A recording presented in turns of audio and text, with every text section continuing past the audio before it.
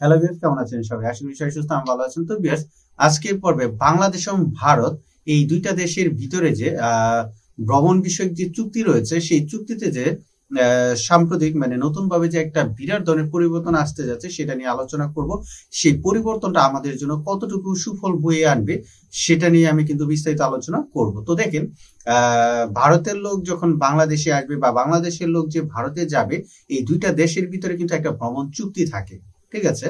তো সেই চুক্তি অনুযায়ী কিন্তু এই ভিসা সম্পর্কিত কর্মকাণ্ডগুলো কিন্তু সম্পাদিত হয়ে থাকে, ঠিক আছে?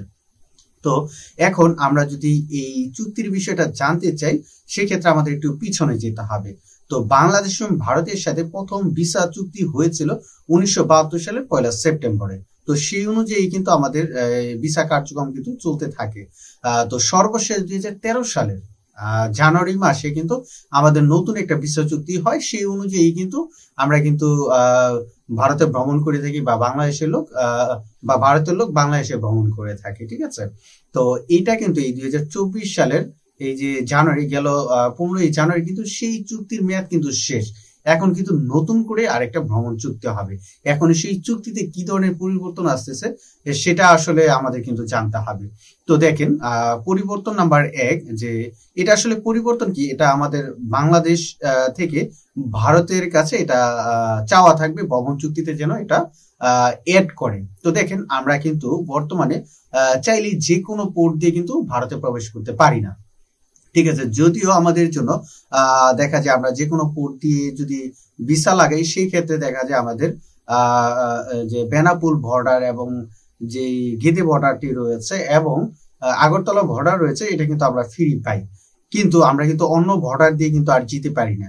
কিন্তু নতুন এই ভ্রমণ চুক্তিতে আসলে আমরা সব বর্ডার দিয়ে যেন যেতে পারি, সেটা কিন্তু পরিবর্তন আনা হচ্ছে আর কি, ঠিক আছে? তো সেটা আমাদের জন্য আসলে খুবই একটা ভালো হবে যদি এটা ভ্রমণ চুক্তিতে অ্যাড হয়। এটা অ্যাড হওয়ার কথা, এটা দাবি রাখবে আর কি ভারত সরকারের প্রতি। পাশাপাশি দেখেন, আমরা বর্তমানে যে মেডিকেল ভিসায় যে সিঙ্গেল এন্ট্রি যে সুবিধাটা পাই, তো এটা বাড়িয়ে মাল্টিপল করার একটা প্রস্তাব বাংলাদেশ থেকে রাখা হবে ভারতের কাছে আর কি, ঠিক আছে? তো আমরা যতবার খুশি ততবারই মেডিকেল বিষয় মাল্টিপল যেতে পারবে এক ভিসাতে আর কি, ঠিক আছে? বারবার যেতে পারবো। পাশাপাশি দেখেন, আমরা যখন মেডিকেল ভিসায় ভারতে যাই, তখন সেইখানে আমাদের একটা নির্দিষ্ট হসপিটাল সিলেক্ট করে দিতে হয়, হাসপাতাল।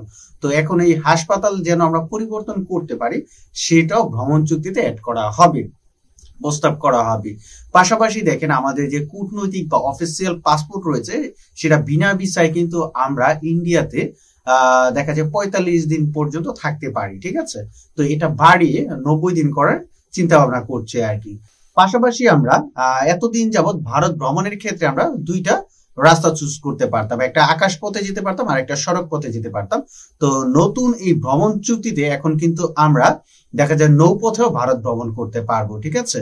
তো যাই হোক, এই পরিবর্তনগুলো যদি নতুন যে ভ্রমণ চুক্তিতে অ্যাড করায়, সেক্ষেত্রে আসলে কেমন হবে সেটা এই ভিডিওর কমেন্ট বক্সে জানাবেন। তো যাই হোক, আপনারা যদি এই ভিডিও থেকে নতুন কিছু জেনে থাকেন, তাহলে অবশ্যই ভিডিওতে একটা লাইক দিবেন, কমেন্টস করবেন এবং বন্ধুদের সাথে শেয়ার করে তাদেরও জানার সুযোগ করে দিবেন। ধন্যবাদ সবাইকে।